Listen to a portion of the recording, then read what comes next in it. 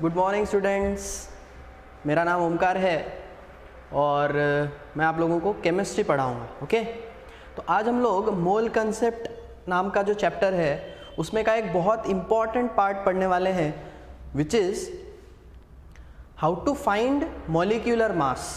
Okay, तो पहले हम लोग हेडिंग डाल लेते हैं मॉलिक्यूलर मास।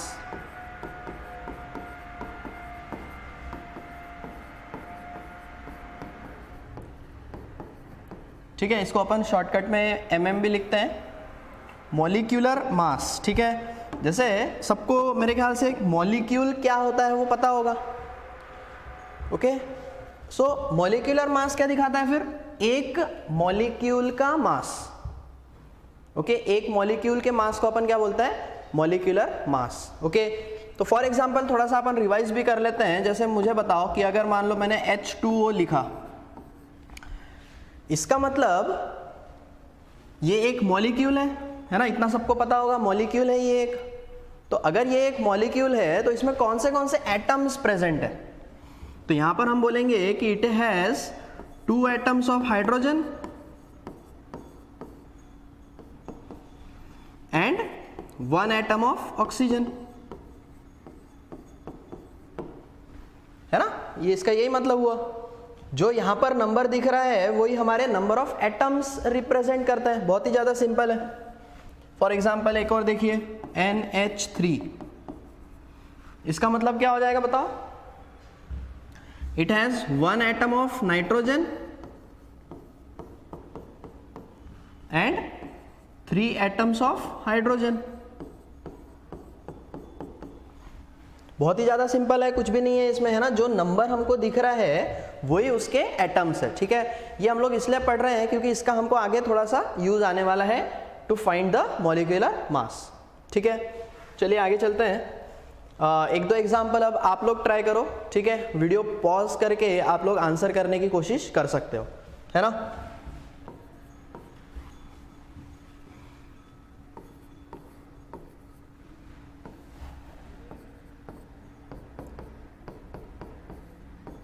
चलिए मान लीजिए ऐसा कुछ है ना। आप लोग ट्राई करो अब इसको।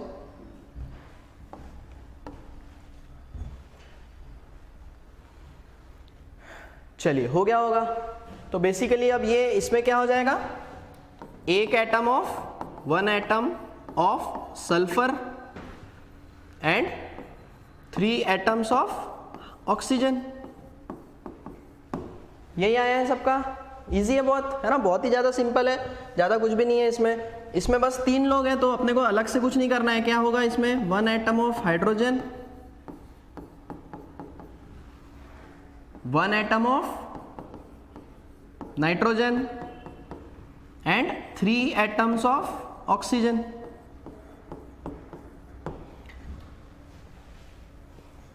इसके अलावा किसी का कुछ आया क्या? इसके अलावा कुछ? अगर देखिए यहाँ पर ये जो 3 है ये ऑक्सीजन के साथ है ना, नाइट्रोजन के साथ नहीं है, तो उतना ध्यान रखना। ये 3 जो है वो ऑक्सीजन के साथ है। ठीक है, तो ये हमारा इस तरह से हम लिख सकते हैं। चलिए आगे चलते हैं। तो इसमें देखो नेक्स्ट है जैसा हमारा एटॉमिक मास।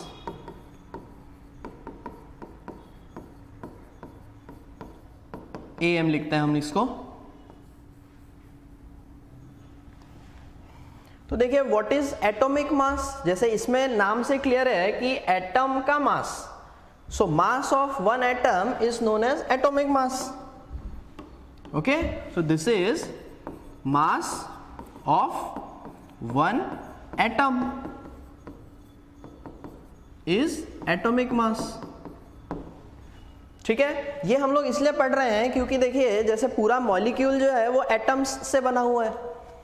तो अगर मॉलिक्यूल के अंदर जो भी हमारे एटम्स है उन सबको अगर मैंने ऐड कर दिया, जितने भी एटम्स है उनके मास को अगर मैंने ऐड कर दिया तो हमको पूरे मॉलिक्यूल का मास मिल जाएगा। बराबर है, सिंपल है बहुत। ठीक है, तो इसलिए हम लोग ये पढ़ रहे हैं। ओके, तो इसमें अब हमको क्या है कि कुछ इंपॉर्टेंट एलिमेंट्स होते हैं जिनका हमको एटॉमिक मास पता होना जरूरी है। ओके, तो वो जो एटॉमिक मासेस है उनका हम यूज करने वाले हैं to find the molecular mass. ठीक है, तो ये हमको पहले पता होना ज़रूरी है। ठीक है, ये वैसे तो क्या है, पेपर्स में दिए रहते हैं, क्वेश्चन में तुमको एटॉमिक मास मेंशन रहेगा। ओके, चलिए तो कुछ इंपॉर्टेंट एलिमेंट्स के एटॉमिक मास हम लोग लिख लेते हैं, एलिमेंट और उसका एटॉमिक मास, एलिमेंट और उसका एटॉमिक मास। ठीक है, देखिए जैसे सबसे पहले हम लोग ले लेते हैं हाइड्रोजन।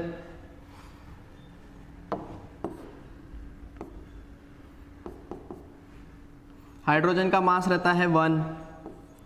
फिर हम लोग कार्बन, कार्बन का मास होता है 12। नाइट्रोजन का मास होता है 14। ऑक्सीजन का मास होता है 16।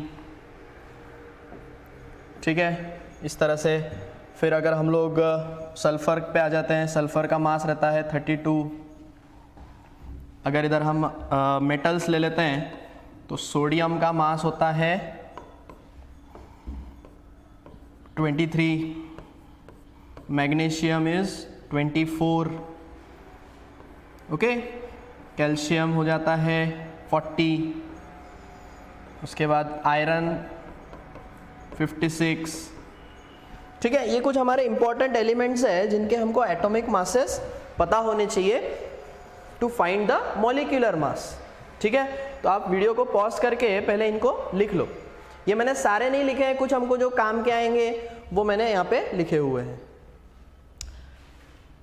लिख लीजिए पहले इसको।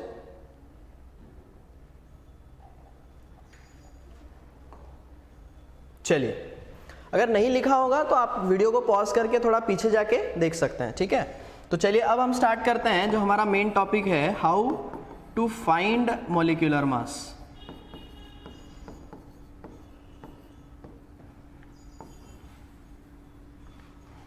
Okay, how to find molecular mass. तो देखिए जैसे हम मॉलिक्यूलर मास को हम क्या बोलते हैं कि इट इज बेसिकली, मॉलिक्यूल किससे बनता है, एटम से बनता है। तो अगर मैंने सारे एटम्स का मास ऐड कर दिया तो मुझे मॉलिक्यूलर मास मिलता है।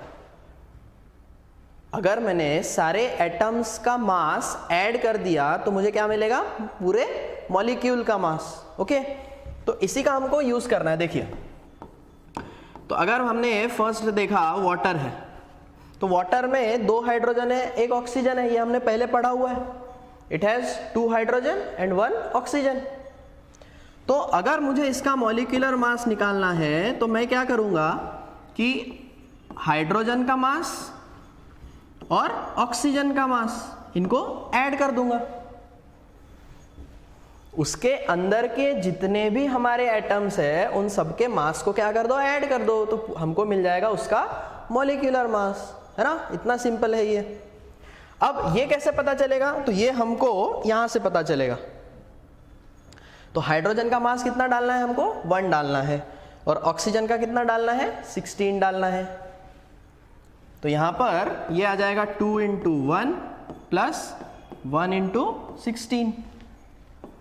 तो ये आ जाएगा 2 + 16, दिस इज 18 ग्राम।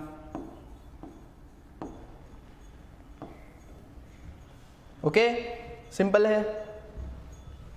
चलिए एक और करते हैं। मान लो हमको SO3 का निकालना है। तो SO3 में बेसिकली क्या है, एक सल्फर है, तो मैं क्या करूंगा, 1 × सल्फर + 3 × ऑक्सीजन। अब सल्फर का मास देख लेते हैं यहाँ पे कितना है। सल्फर का मास होता है 32। तो सल्फर का मास अगर 32 है तो यहाँ पे 32 डाल देते हैं। और ऑक्सीजन का मास होता है 16, तो यहाँ पे 16 डाल देते हैं। तो ये आ जाएगा 32 + 48, तो ये आ जाएगा हमारा 80 ग्राम्स। ठीक है, I hope this is clear, है ना। किस तरह से हम मॉलिक्यूलर मास निकालते हैं, सबको क्लियर हो गया। हमको कुछ भी नहीं करना है, सिर्फ क्या करना है, उसके अंदर जितने भी एटम्स है सबके मास को हमको ऐड करते हुए चलना है। उसमें एक ध्यान ये रखना है कि उसके जितने एटम्स है, जैसे यहाँ पर ऑक्सीजन के 3 एटम्स थे, तो हमने यहाँ पे 3 × ऑक्सीजन किया। I hope this is clear, है ना। एक बार इनको लिख लीजिए आप।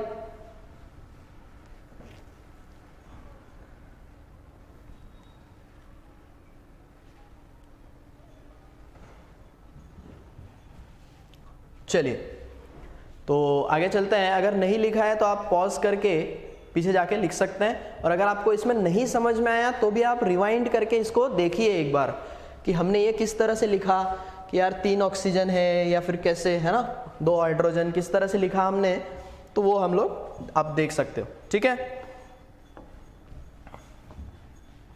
चलिए फाइंड द मॉलिक्यूलर मास, है ना, कुछ हम एग्जांपल्स लेते हैं, उसका आप लोगों को फाइंड करके दिखाना है। चलिए सबसे पहला हम ले लेते हैं CO2, फिर हम लोग लेते हैं H2SO4, और तीसरा हम लोग ले लेते हैं CaCO3। ठीक है, ये लोग आप अच्छे से आप खुद ट्राई करके देखिए, मेरे ख्याल से जम जाना चाहिए। You can use the masses, atomic mass देख सकते हो, ठीक है, क्योंकि वो पेपर में दिए रहेंगे।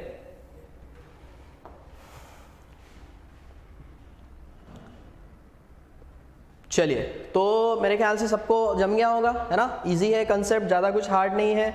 अगर नहीं जम रहा है तो एक बार फिर से देख लीजिए, ठीक है, तो पूरा कंसेप्ट क्लियर हो जाएगा। चलिए स्टार्ट करते हैं। तो इसका अगर मुझे मॉलिक्यूलर मास निकालना है तो हम लोग बोलेंगे कि इसमें कार्बन 1 है ना, 1 कार्बन है यहाँ पर, तो मैं कर दूंगा 1 into carbon plus 2 into oxygen, बराबर है ना, 1 इंटू कार्बन 2 इंटू ऑक्सीजन। ठीक है, तो यहां पर कार्बन का मास होता है 12, देख सकते हैं यहां पर कार्बन का मास 12 होता है, तो हमने वो डाल दिया। और ऑक्सीजन का मास अब तक सबको याद हो गया होगा 16 रहता है, इसको जब ऐड करोगे तो ये हमारा 44 ग्राम्स आ जाएगा। कितने लोगों का 44 आ गया है? चलो बढ़िया, आई होप सबका ही आ गया होगा। बहुत इजी कंसेप्ट है, ठीक है, सिर्फ थोड़ा कैलकुलेशन में ध्यान रखना, बाकी बहुत ही ज़्यादा सिंपल है। चलिए इसमें ट्राई करते हैं। अब इसमें 3 लोग हैं, तो यहाँ पर सबसे पहला स्टेटमेंट बराबर लिखना जरूरी है। तो यहाँ पे 2 हाइड्रोजन है, 1 सल्फर है और 4 ऑक्सीजन है। इस तरह से लिखेंगे, 2 हाइड्रोजन, 1 सल्फर और 4 हाइड्रोजन ऑक्सीजन, सिंपल एकदम। वैल्यूज पुट करते हैं, 2 इंटू 1, 1 इंटू 32, 4 इंटू 16, तो ये आ जाएगा 2 प्लस 32 प्लस 64। ठीक है, इसको सॉल्व करेंगे तो ये आ जाएगा 98 ग्राम। आई होप ये भी सबका आ गया है, ठीक है, इजी था, है ना। थोड़ा कैलकुलेशन में ध्यान रखना, मल्टीप्लिकेशन पहले करेंगे फिर एडिशन करेंगे, है ना, वो सब थोड़ा मैथ्स का ध्यान रखना। ओके, अब थर्ड का देख लेते हैं हम लोग। Third is CaCO3। ठीक है, तो इसमें मॉलिक्यूलर मास कैसे निकालेंगे? 1 into calcium plus 1 into carbon plus 3 into oxygen, इस तरह से आ जाएगा। 1 कैल्शियम है, 1 कार्बन है और 3 ऑक्सीजन है। वैल्यूज पुट कर देते हैं हम, ये आएगा 40, है ना, यहाँ पे लिखा है मेरे ख्याल से, कैल्शियम इज 40, तो कैल्शियम का मास हमने 40 डाल दिया। कार्बन का रहता है 12 और ऑक्सीजन का अब हमको याद हो चुका है 16, तो ये आ जाएगा 40 प्लस 12 प्लस 48, तो इसको जब ऐड करेंगे तो this comes out to be 100। तो कैल्शियम कार्बोनेट का मॉलिक्यूलर मास 100 आया। ये भी क्लियर है सबको? मॉलिक्यूलर मास का कंसेप्ट हमने कुछ एग्जांपल्स प्रैक्टिस भी किए, सबने उनके आंसर्स सही भी निकाले हैं। ठीक है, तो आज का हमारा ये टॉपिक यहीं पे अपन ख़त्म करते हैं। ठीक है, थैंक यू।